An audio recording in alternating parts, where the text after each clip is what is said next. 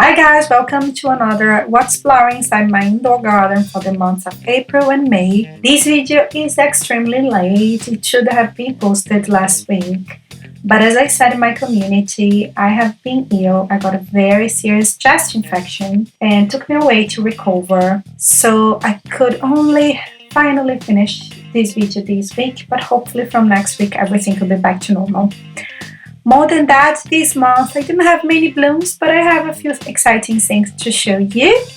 Most of my Phalaenopsis are done blooming, and usually the end of spring is not the best for me.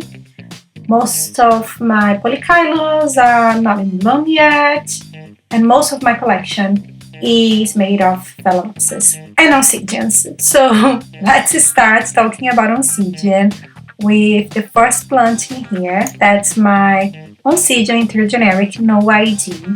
If you know the idea of this plant, please let me know down below. This is one of my favorite orchids. I think I've already showed you last year, but I didn't film it properly, so I film it this time. I love this plant because it has red flowers, and red is my favorite color in life. I love red so much, and the flowers are large and star-shaped flowers with a pink and yellow lip.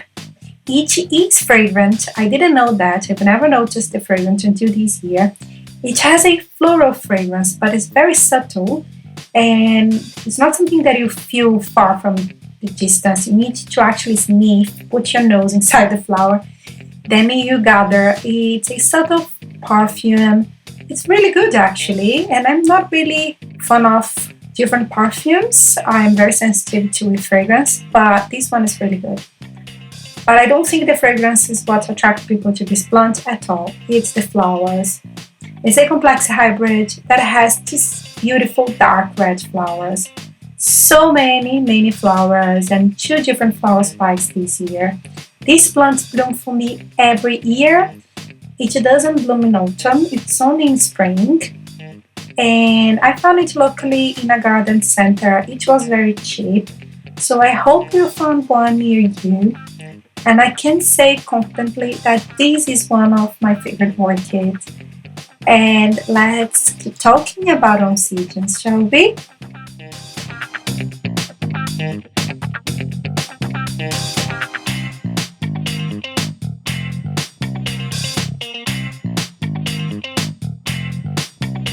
So the next one is another complex hybrid, and it's an OID as well. So if you know the ID, please let me know. I've showed this one many times, but this time it produced a beautiful flower spike, and it's not hanging. It grew upwards towards the growing light. These flowers, they are not orange. They look like they are orange, but when you look up close, they are yellow and brownish with white, and from the distance it looks like orange. It produces a cluster of tiny flowers, and each blooms many times during the year. This is the second flower spike of this year, and I'm sure it will push through more flowers. The disadvantage to this plant is that it is a massive plant, and you need a big shelving to place it on top of it. But if you do have space for these kind of oncidiums, go for it. They are beautiful and they are not fragrant. Different from the other one that you can sense something, this one you cannot sense anything. And the flowers are tiny little orchid flowers.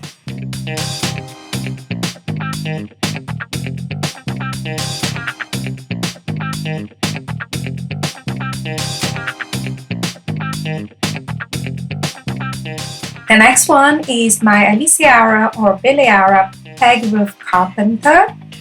This one is a classical hybrid. Lots of people that collect orchids has this hybrid in their collection because of the look of its flowers. It has this star shape, it's like a little bit similar to brassias as well, like the spider orchid, and has this cool tone of purple and white lip. The flowers are super large, and I think they are so elegant. The flowers are beautiful. I understand why people love this one so much. The problem is I didn't look after it properly. It was a little bit abandoned in one of my shelving, so the pseudobulbs are very dehydrated. I think it needs to be repotted immediately. I will do this after it's done flowering. Maybe next year I will have a better display than this year. That's on me, that's not on the plant. It's very easy to look after oncidium. If you know how to look after oncidium, this one shouldn't be a problem at all. And it's not an expensive orchid either. But this one, I think, I don't remember where I got it, to be honest. If it was locally, I think it was locally as well. Anyway, I am not sure, I'm sorry. It does have a fragrance, it's the kind of spice fragrance similar to Gracias, not really good. I don't really like it, but not something that you can feel from a distance. It's very subtle, so it's okay if you have scent sensitivity. And yeah, so soon let's repot this plant and hopefully it will be better in the next season.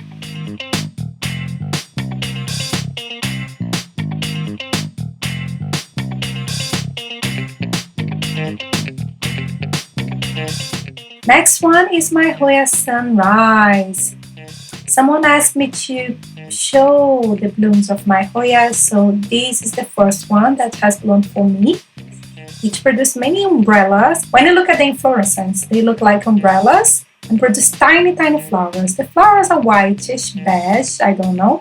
They are not, I don't know how to say, but they don't call your attention when you look to the plant. I think the leaves are beautiful. The saturated red leaves are gorgeous. The flowers, compared to orchid flowers, nothing really special.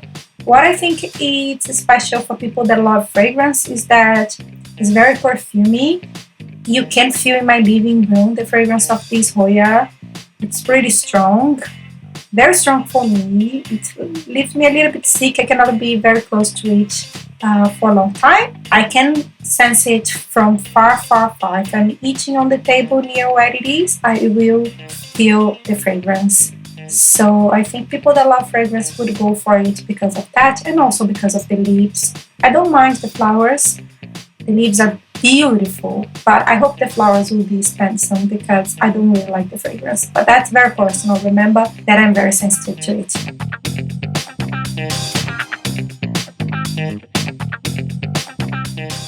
The next one, oh my gosh, it's one of my favorites this month. Apart from my red oncidium, is the Leptotes bicolor.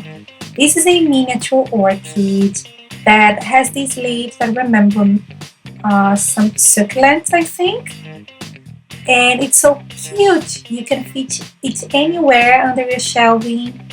It's a young plant, so it managed to bloom for me, but push out only one flower.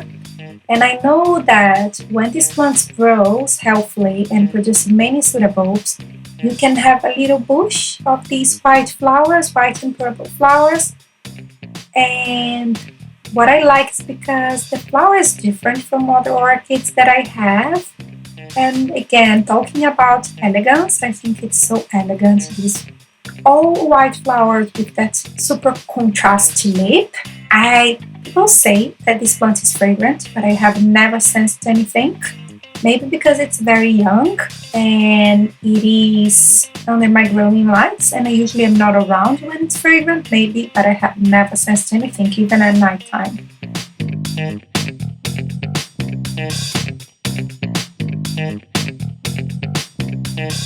The next one is my Paphiopedilum Pinocchio. This one, I've showed it before. This is a sequential bloomer and it's been in bloom since I bought it more than a year ago. It never stopped blooming. The first flower spike pushed out so many flowers, now it has a bud.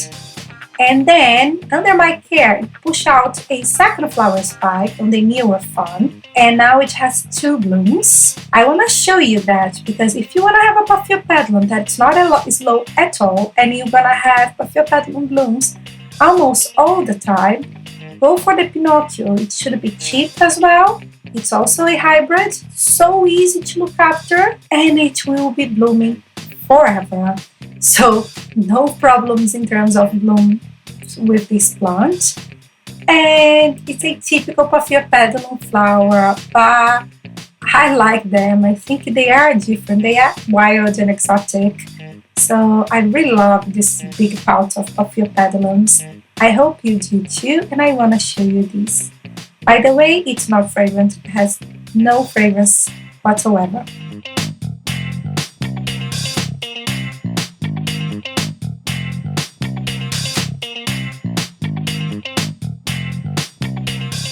Next one, it's a Phalaenopsis. I've showed this one before, and when I filmed one of my favorite Phalaenopsis for you. This one is one of its parents. It's my Phalaenopsis javanica.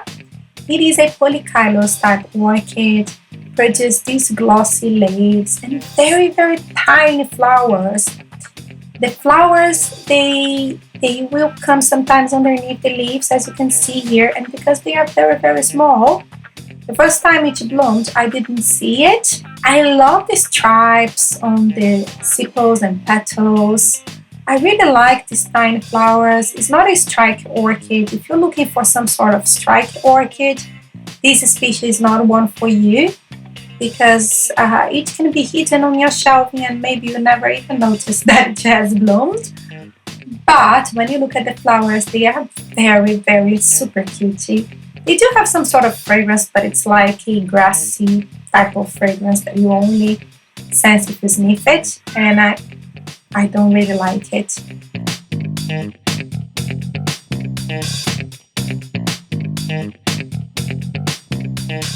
Next one, it's my favorite Phalaenopsis, as I mentioned in the other video, one of my favorite hybrids out there. This is Phalaenopsis Lindon Mix Zebra 709. I have a whole video dedicated to this one and I will link it down below, but now I just want to show you this beauty and these two flowers. It has a beautiful fragrance as well. So I will finish with this beautiful plant. I will let you admire it a little bit. But I hope you have enjoyed this video. If you did, hit the like button, leave a comment down below. Let me know which one is your favorite orchid. And I will be back next month or in 2 months with more beautiful blooms.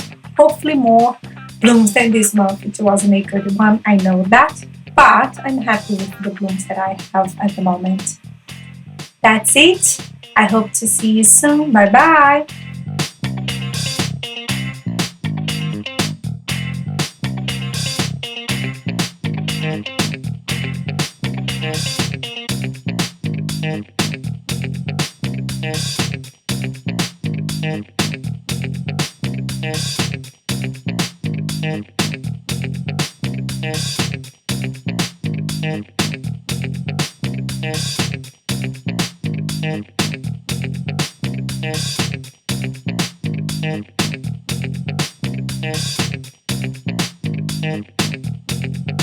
Yes.